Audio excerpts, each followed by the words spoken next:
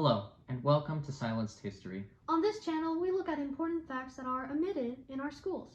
Today, we would like to share with you a very important topic for every American to learn about. We know about it because it is part of our family background. Our great-grandparents were affected by it greatly.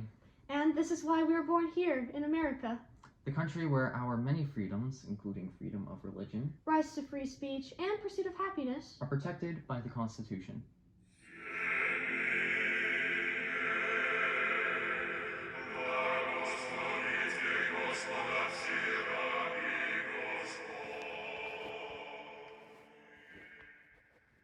Every year, Ukrainians honor victims of Holodomor.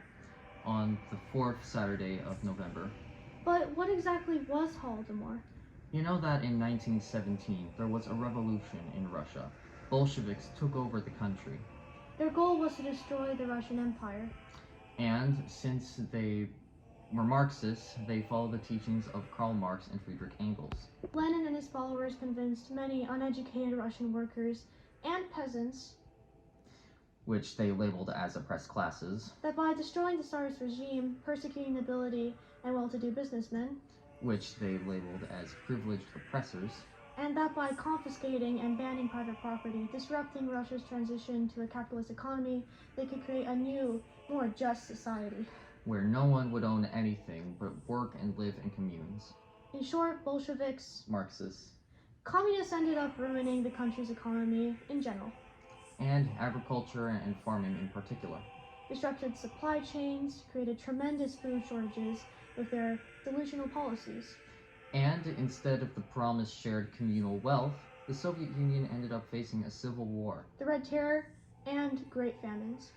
The Communist Party leaders had to shift blame for these disasters onto someone. And they found a perfect scapegoat class of citizens. Well-to-do farmers who were opposed to Marxist ideas and refused to join communal collective farms. But instead, these people continued working hard on their own plots of land and were still successful in producing good harvests, even when the rest of the country was experiencing famine. Moreover, most of these independent, successful farmers were strong believers in God. Yes, many were Orthodox Christians of old rite, and they understood that Marxism as an ideology corrupted minds and souls by encouraging envy and discouraging honest hard work. So, it was easy for Russian communists to target these people because they also rejected atheism.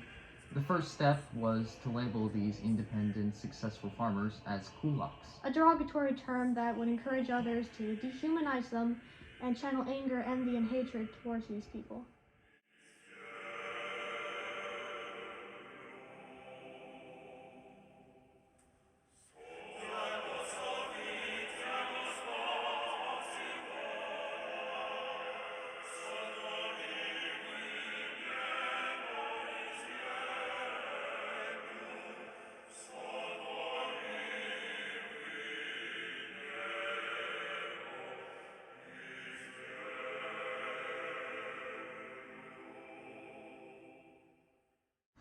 Communist political commissars made sure that this propaganda of hate was poured onto unsuspecting masses. That's how Marxists call people, masses. The film industry and mass media were tasked to spread the hateful anti-kulak propaganda.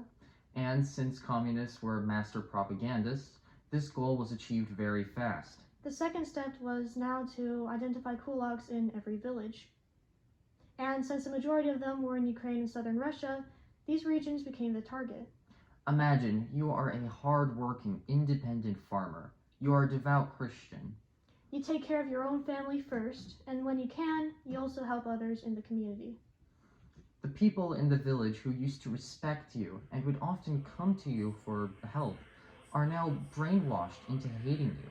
Led by a Marxist commissar sent to your village from the nearest large city, the angry mob comes to your home, labels you a kulak, or class enemy, or enemy of the state, or anything really that would brainwash and gaslight the envious, shallow-minded mob into hating and blaming you for your privilege of being a hard worker and not denouncing your faith and culture.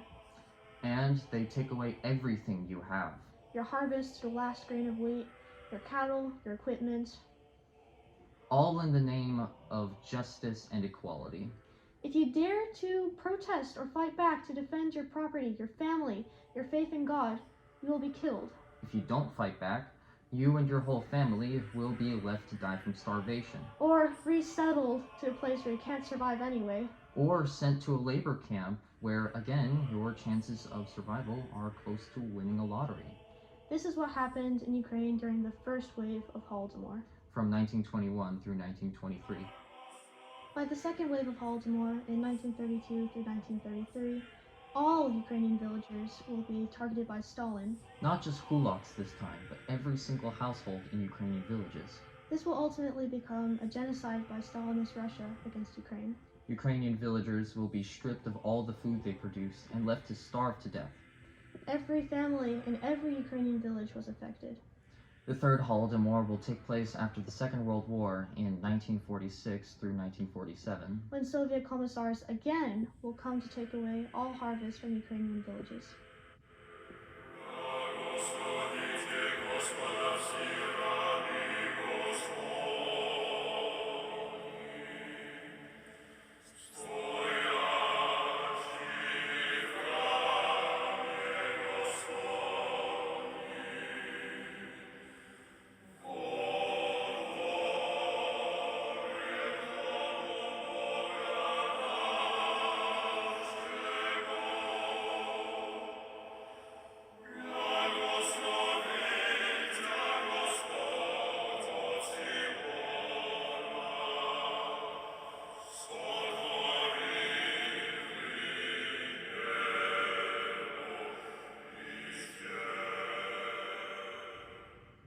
Please, learn about what Marxists, communists did to Ukraine.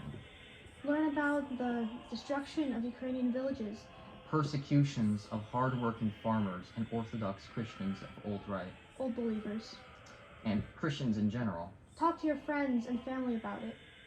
This knowledge is too important to ignore in today's America. Yet nowadays, in 99% of American schools and colleges, this topic is kept secret, omitted, or downplayed.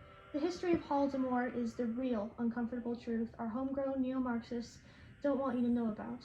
Because if you do, you might be able to connect the dots. And realize what is being done to America today.